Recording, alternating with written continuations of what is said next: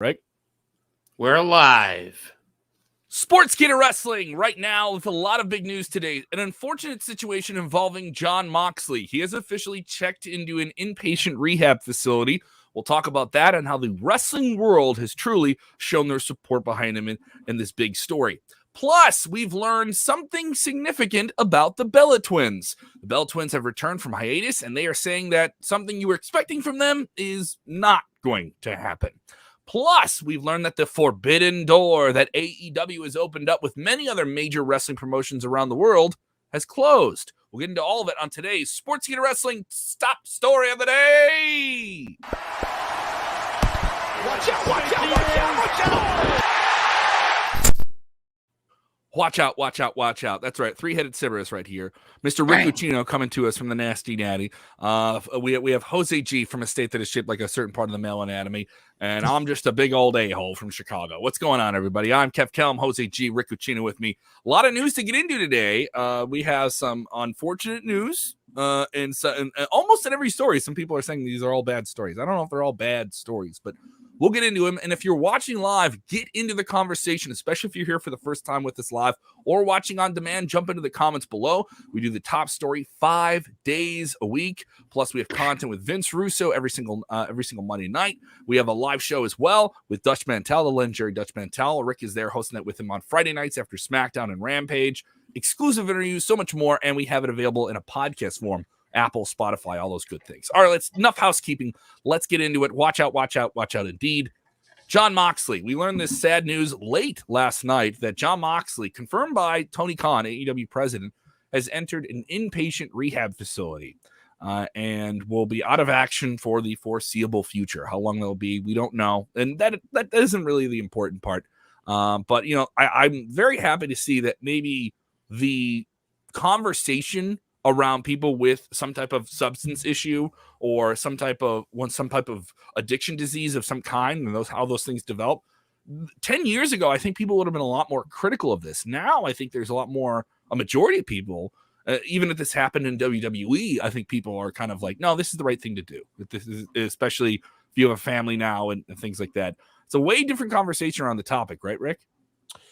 Yeah, and I mean, you got to think about Jon Moxley specifically, how much stuff he has going on at this particular moment in time. He just did a recent interview with Dave Meltzer where he confirmed that he was moving back to Cincinnati, like literally had to schedule things out with Tony Khan to where he could get, 3 days after it was, I believe it was supposed to be, today's the 3rd, right? After tonight's Dynamite, he was going to do that. He was in the eliminator tournament to for the number 1 contendership for the AEW world title. So he had a lot going on at work, major storylines, implications going on at work. He selling his house in Vegas. He's moving back home to Cincinnati, all this stuff going on at one time. And he decided right here, right now, look, I got to do this. I have to do this. I have to drop everything. And I have to take care of myself. And, good on Tony Khan for saying, yes, absolutely. Take care of yourself. And I think, overall, the outpouring of support is what it is. Like we're all human. All right. I mean, Jon Moxley is a guy who's living the dream. He's living his best life right now, getting to do everything that he's ever wanted to do in the professional wrestling world. And it still shows that we're human. We all have our demons. We all, can be taken over by addiction at any point in time. And, yes, damn good for him for taking the right steps. And he obviously has a tremendous support system around him, starting with his wife, Renee Paquette, who has just been fantastic, and her coming out and, appreciating all the love that he's gotten on social media. So while this is a bad story, a rough story, it also is a good story in a lot of ways. Yeah. Again, the silver linings. You got to find the silver linings in everything, right? And when it comes to Jon Moxley, and I've already seen a lot of members of the internet wrestling community already taking sides on this. Oh, this is AEW's fault. Oh, this wouldn't have happened if it would have been in WWE. This is not the case, all right, guys? Even with all the success that Jon Moxley is going through, just like Rick mentioned, he's having the best life ever right now. And that even goes to show you that mental health can really affect, even if you're having all the success in the world, it can still affect you. And unfortunately for Jon, it affected him with alcoholism, and he's recognized it. He checked himself to get better. That's something that is commendable. And and being a former addict myself, I can I can attest that it's not hard dealing with all these things left and right. So this is good for Jon. Unfortunate for the situations and the implications for AEW, because we have a huge world title tournament that's going on right now. And he was likely positioned to be at least in the final or be involved in the pay-per-view coming up. Absolutely. And now there's talk about a replacement for Jon. And I'm in my mind, I'm thinking, I'm wondering this is going to be Miro's opportunity. But it doesn't look like that's going to happen. It looks like CM Punk's going to be the one taking his place in this tournament. This is the difference between an AEW a year ago and an AEW right now. You have that bench. The players are there. You have a deep bench, but hang on. Let me go find it, because Sean Rossap, Fightful.com, Millennial Meltzer himself. Yeah, guy don't miss. He just tweeted out something interesting a few moments ago regarding the situation, saying, quote, "I've heard AEW cut it close with getting the replacement in the tournament to the venue, as they were not scheduled for the show." So you got a guy like CM Punk who's been on pretty much every show. I'm not sure if he was supposed to be there or not. So that might kind of give a clue as to who actually is going to be the replacement tonight. Might be somebody who hasn't been at the venue or hasn't been on the show every week. So we might be getting a surprise replacement tonight. I'm not behind. I watched last week, but I'm trying to remember where the brackets are. So what slot would this person be taking? It's Miro, correct?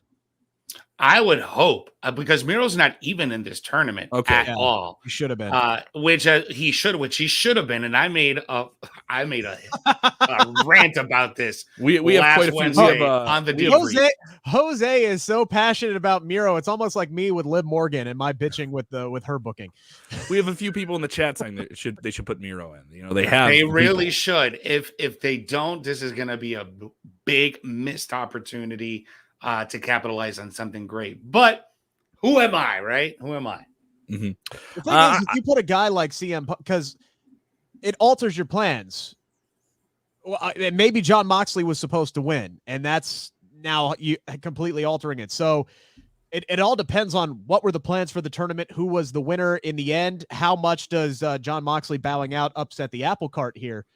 So that might determine it. So if Jon Moxley was going to be your guy who was going to win, yeah, maybe putting a guy like CM Punk in there, that makes a ton of sense. That way he can continue his unbeaten streak. He can win the tournament, and we'll get this big showdown with presumably Hangman Adam Page after he wins the title at One thing that I did notice, Rick, is that over the last several weeks, when we've seen Jon in his promos, in his matches, his body language has just been completely different for the last 3 to 4 weeks. Even in his last promo, when he said, "I don't care about this business anymore. I don't care about the world title anymore. The only thing I care about is this." The little girl holding his hand. That said a lot when he was saying that in his promo, but this is the only thing he knows how to do, and he does it well. That said a lot about his character, not only about the Jon Moxley character that we see on TV, but where he's at as a person. Yeah, Rick understands this. I don't. Having kids changes your life. Oh yeah. I don't think that's I don't think it's a shocking thing to say. Is that having children kind of changes your perspective, especially when you're like Kevin. Especially when you're in our business, and you have like multiple jobs. Like I know you do like 10 different things. Yes. So to steal a line from Tom Segura, I believe it was. It's like, or no, excuse me, it was. Oh man, the pale guy who I can't think of. Jim Gaffigan. Yeah, Jim Gaffigan. Mm-hmm. It's like pretend like you're drowning and then someone hands you a baby. That's basically what it is. So that's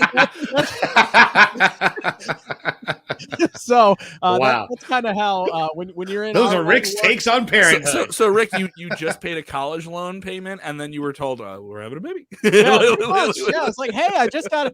Oh man, this is great. I just finished paying my student loans. Oh, by the way, we're having twins. I wish my damn student loans were paid off. Jesus. I got the radio Hoss. I don't have a dog. I don't have a dog, but if I'm an old man and I have a dog, I'm pretty sure that dog's gonna I die and the dog's still alive. The dog's gonna have to pay off the loan. Like that's the way I feel that those things are going. Let's jump into story number 2. This involves the Bella Twins. The Bella Twins have been active, inconsistently active since their WWE in-ring careers have wrapped up. They still maintain quite a bit in terms of a media portfolio. They had a very long-running position on the E! Network with Total Divas, then their own show, Total Bellas, then their own podcast venture, which has a big ad sales tied to it. They took a hiatus from that. Now they're back. They're still selling wine. They're doing all these things. But for years, since both of them have been out of the mix, there has been talk of them coming back to WWE. And they've even said, like, well, we just had kids. So when our kids are old enough, we feel we can do another WWE run. And now that position has changed. What's the latest, Jose? Yeah, man. So on the most recent episode of the Bella podcast, just like you mentioned, they just came back from a 6-month hiatus, and they were talking about their time off, staying at home, being with Brian at home.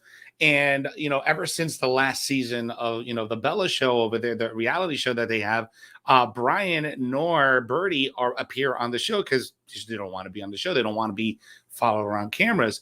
So both Brie and Bella during their vacation, and I'm just recapping so I don't have to read this, mountain long quote, but basically during their vacation with no cameras, it just kind of clicked for them. They were like, okay, I think this is like the most important thing right now in my lives. We're not going to go back on the road. We're not going to do cameras. They have a great deal right now with their podcast with Stitcher. They signed a multi-million-dollar deal with Stitcher to have their podcast exclusively on their platform. So I think they're in a really good place right now. Everything clicked. They have the family. Brian's staying at home more often.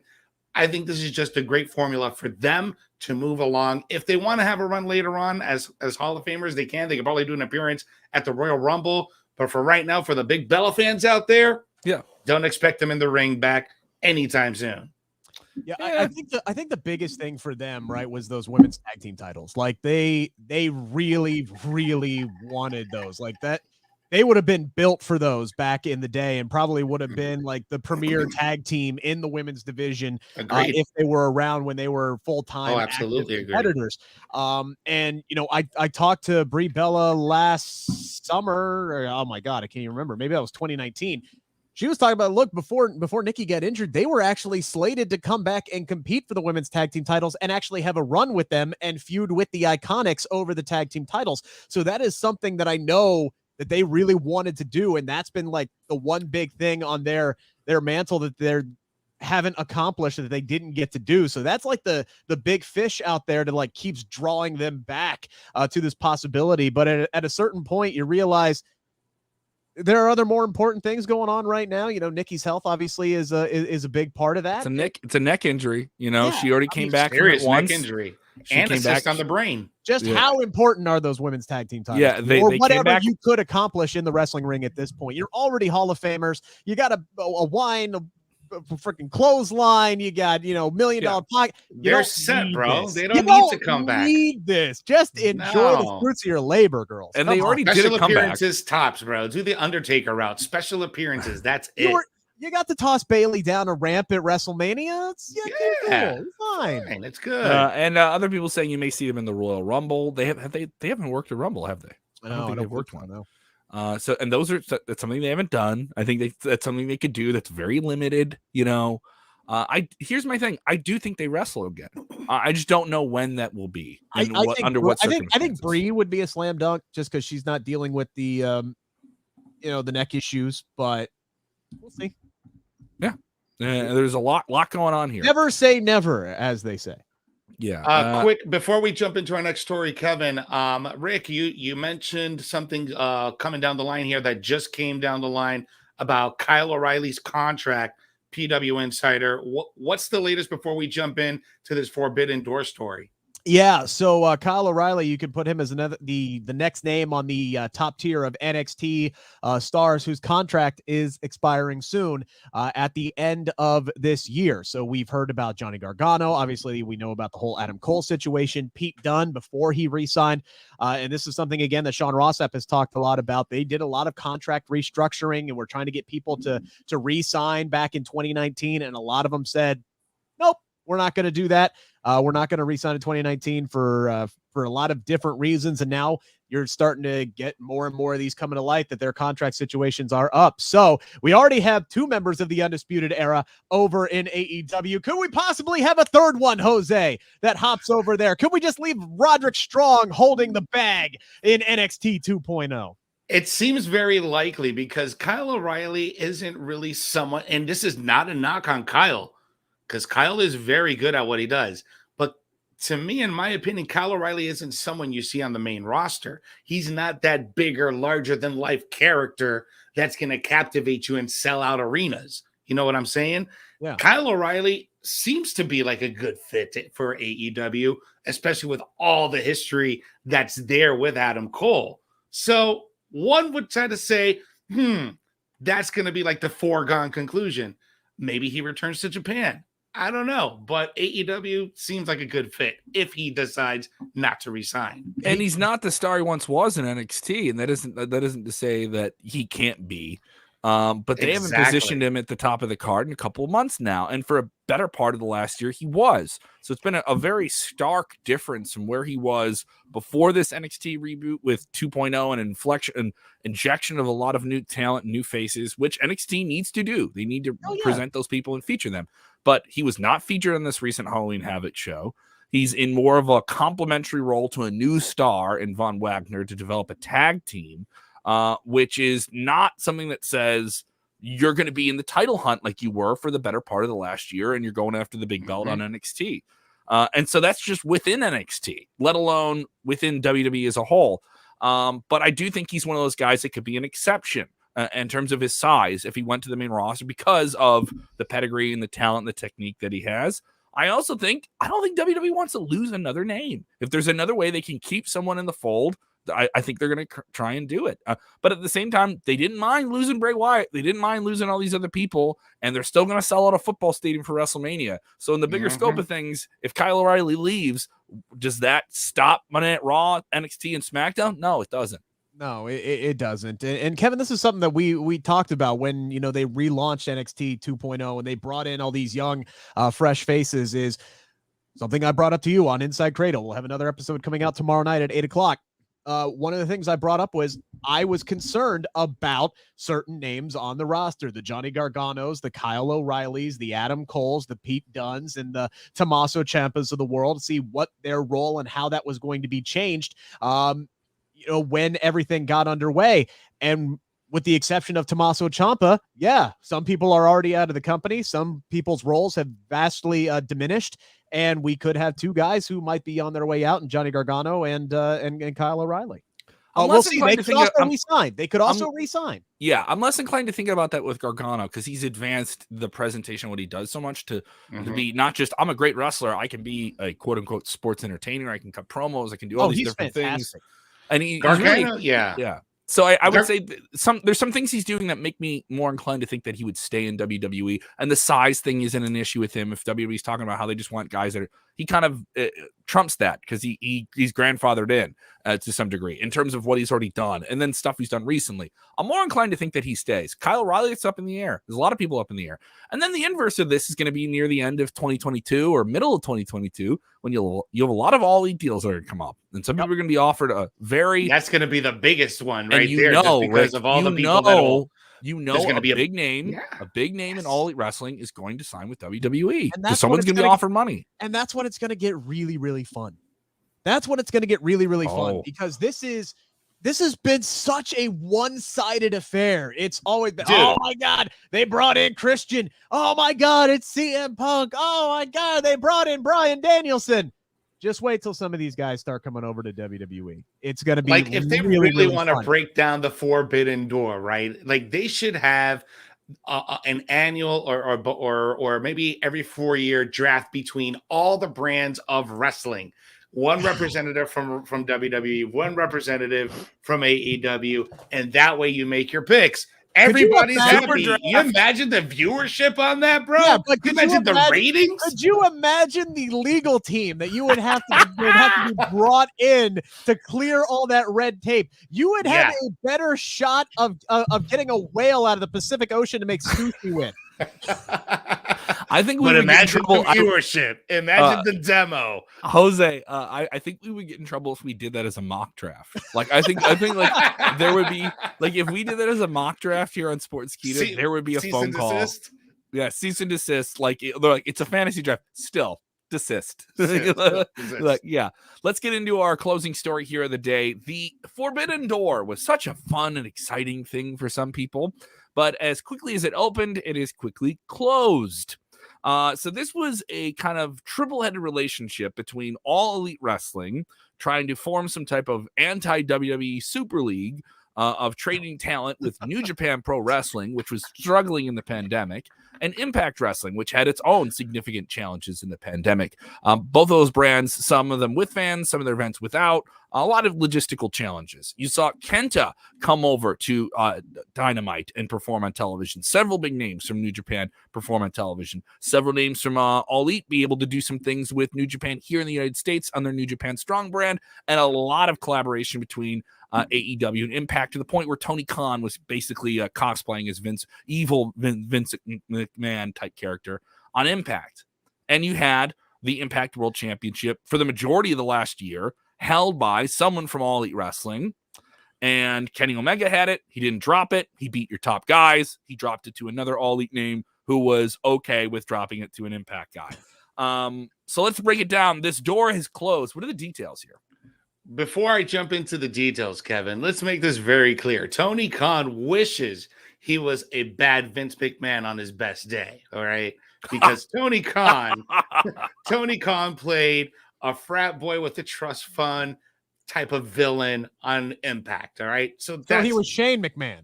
Pretty much, yeah. Or the Wish version, right? The Wish version. But jumping into this Tony Khan story, yeah, so the Forbidden Door is closed, guys.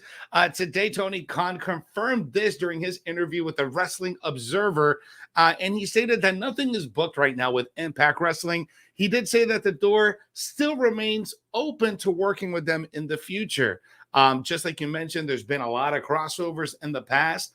As of most recent at Bound for Glory, when we had the change in titles for the heavyweight championship, that was kind of like a big indicator. And also over the last 3 weeks, we've seen that the Good Brothers have not been booked on AEW, which was also another kind of eyebrow raiser. And now today, Tony Khan confirmed that for now, the door seems to be closed and there's no further bookings ahead of time between AEW and Impact Wrestling.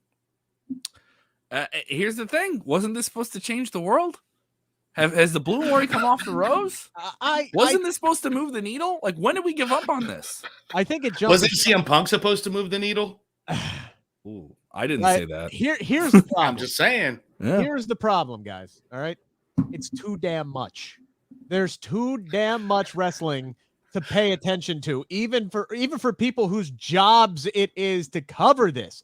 There's too damn much. And when you start having different promotions bleed over into one or another, it's like crossover specials back in the 80s when, like, you know, people from ABC would show up on an NBC show. Battle of the Network Stars. Yeah, Battle of the Network Stars is basically what this turned into. It was just too damn much to keep track of. And I actually think this is a really good thing. Let these individual programs. It was fun. You know, for a while, we got a couple of nice dream matches. If guys from New Japan want to come over and still beat the crap out of, you know, Jon Moxley whenever he's back and healthy and ready to kick some ass again, that's fine. Fantastic. Let him continue his tour of New Japan beatdowns. But Impact Wrestling's ratings have been in the gutter for the last few weeks. It is obvious that this partnership with AEW really didn't do a whole lot for them. Especially, Kev, like we were talking about, for the last year or so, their world champion has been somebody in another company. That doesn't exactly scream, hey, our company has value. Like, our guys are also really, really damn talented. I think this is a good thing for Impact. They can focus on their own stars. They finally have their own damn belts back.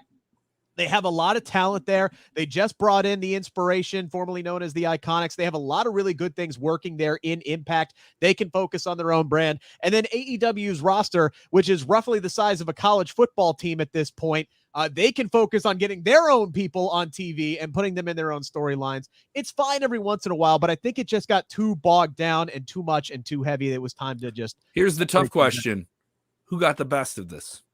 because in this type of relationship, someone's going to get more, someone's going to get less eventually. My thought process is, you already laid it out.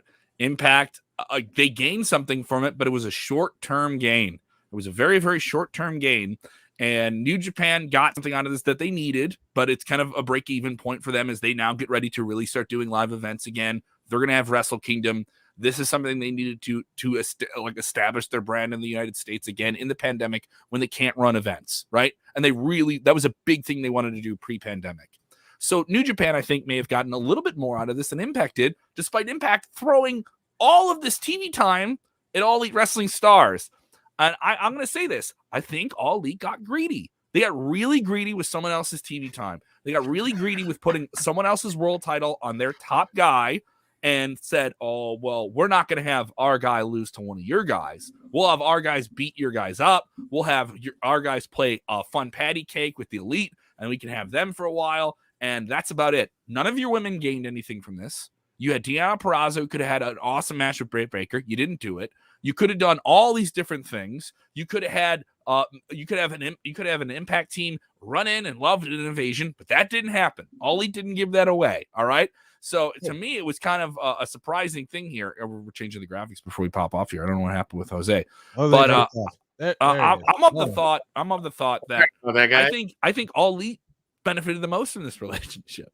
You know what I mean? I don't think there's any question. I don't think there's any question because they dominated. I think that's the obvious. Yeah, that's obvious. They dominated the entire thing. And Kevin, to your point, I'm not going to name names here, but I've been at some independent promotions where there have been some AEW people, and they have flat out said, "Hey, look, I'm not allowed to lose. Like, if this is going to be on the internet, streamed anywhere, I can't lose. I have to go over." So this is the kind of thing they're trying to make their AEW people look as good as possible. And to their credit, I understand it. I understand the philosophy behind that. But yeah, this is something that AEW definitely got the better of for sure. Oh, absolutely. And you can see it in AEW Dark. You can see it in AEW Elevation, Dark Elevation, when you get all these, because those shows are filmed here in Orlando. So a lot of those guys that you see going up against the recognizable names, they're Orlando indie stars. None of the indie stars ever go over. Ever. No, so, but I mean, it's WWE. Here's the thing, guys. All Elite Wrestling is a major multi-billion-dollar corporation now that has money tied to the people they have invested in, and that means they will step on you. If you get the exposure of them, then you've won. That's their idea. You've won by being in the ring with our guy. You've won by getting the rub. You've won by doing a 2-minute squash match on our web series. You're getting exposure. If you can take this and get booked on your own, go with it. And that's their perspective, which also, by the way, is the WWE perspective. Yeah, I was going to say, they do the same thing in NXT there. Let's not act like if the forbidden door was open with WWE, that Vince would not be putting his own dudes and gals over left and right over everybody. They would be doing the exact same thing. It almost opened, like before we sign off here, it almost opened with WWE this year. They did talk to MLW, Major League, just basically Court Bauer, one of the directors. It just wasn't going to be beneficial completely. It would have been, but he almost saw the writing on the wall. Yeah. It would have been a short-term bump. It wouldn't be good for me in the long run. We're not talking about it right now, but still the idea that WWE is talking about something like that is great. And then another thing that's worth noting is they own Evolve. They own another brand. They own another thing. They have the streaming rights to a lot of different stuff out of Europe, ICW and Progress and promotions over there. And then on top of that, there was indeed, despite how much our very own Sid the Kid, SP3 would not want me to say this because he just doesn't think it would ever happen, right? Is that WWE and New Japan did talk this year. And it drove Tony Khan crazy that New Japan would have a conversation with them. Look what I'm doing. This is really, really the thing. This never happened. It 100% happened. It was 100% something that was discussed. And it was all based around, can we get away where Daniel Bryan can do something with you guys, where he's happy doing that, and we still get to have him on Friday Night SmackDown or Monday Night Raw. And that was discussed. And WWE didn't like what was counter-offered. All right? That's all I can say. That's all I can go on the record and tell you. And there was offers and there was things presented and wild scenarios that I don't think WWE. What? I'm not an apologist. No, but I just if you're think. WWE, why would you? Oh, we're gonna give you. You're gonna get Daniel Bryan. You're gonna get this from us. And then what are we gonna get from you? Oh, this is what you want? No, we can't do that. It just doesn't match up. You know, yeah. and that's okay. There's nothing Yeah, wrong with saying that this isn't WWE going to work out. wanted. Yeah, WWE wanted to get the better end of the deal, and they didn't get it. You know, and Daniel Bryan And if you're was part of those WWE, talks. you would want the better end of the deal. Exactly. If you're the company that's in talks, you want to get the better end of the deal, regardless. Nobody ever goes into anything and says, all right, let's try to make this as fair as possible. No, whether you're a Major League Baseball team or, you know, professional wrestling, or you're trying to ink some kind of multi-million-dollar TV deal, it doesn't matter. You go in there saying, let's try and fleece these MFers if we can. That's just the philosophy of it. And you're trading items at the lunch table, guys. You're trading items at the lunch table. Maybe you got a buddy who really likes apples and you hate apples, but he'll give you a juice box because I'm just tired of juice boxes. And then you both win. All right. Right. And you feel like you got his juice box. And then you got that one. And then you got that one weird kid who will trade his hostess snack cake for carrot sticks. You know what? You know, sometimes cool. Good on you. It's a dumb kid. Listen, if you traded in your High C Orange Ecto Cooler Special Edition for something stupid like a carrot, there's something seriously wrong with you. Do we get those Ecto Coolers back since the Ghostbusters movie? The third one is coming out. They should bring them back. They should bring them back. Those Slimer squeezers back in the day. The man, best. That was my the best. Son. Showing our age. Right, that'll wrap it up. We're yelling about snack items. I think that's an out cue here. Thank you guys so much for checking out the show. If you haven't done already, go ahead and subscribe to the channel. Thank you to the more than 22,000 people that have joined us on YouTube. Go and check out our shows there. Make sure your notifications are on Facebook. Thank you to the millions and millions, the millions of people that have watched our recent top 5 videos. We've done some really, really cool ones, including accidental unmaskings. And apparently that's a big thing. A lot of people want to check that out. Well, I think go check that out. The 4-year anniversary, I think yesterday was the 4-year anniversary of Kane's accidental unmasking in Saudi Arabia. Yes, that is on the list. That is on the list. I can tell you that is on the list. Shout out as well to Aranava, Cybershack, and our amazing video team that puts those together. They do an absolutely fantastic job. We are working on some very, very big things. So stay tuned. We have some big stuff coming up here to the channel in general. Who knows? I can't say much more, but it's something you're going to want to pay attention to. And when we start teasing it, you're going to get excited and you're going to want to guess, and it'll be fun. So look forward to that. What is it, Kevin? Kevin, what is it? Can you tell me? Can you give me a clue? I can't Can you tell me what it is, Kevin? No, Kevin, is it a jackal? Is it a jackal? A jackal? Is it a jackal? No, it's not a jackal. You can follow us on the Twitters. You see the links there on the screen. If you haven't done it, follow SK Wrestling _ as well on Instagram, on Snapchat, all the different apps. And remember, when watching wrestling, do most important thing. All right? Don't make me crack the whip upon you. All right? I'm going to say, put the accent over the H in wrestling that doesn't exist. Guys, just remember, when you're watching wrestling, get your Ecto Cooler. Get your Ecto Cooler. You got to get your Ecto Cooler, squeeze it, drink it, and enjoy it. Maybe enjoy wrestling. Cool maybe with some Cool Whip. With some Cool Whip or some Wheatons. We're done. We're done.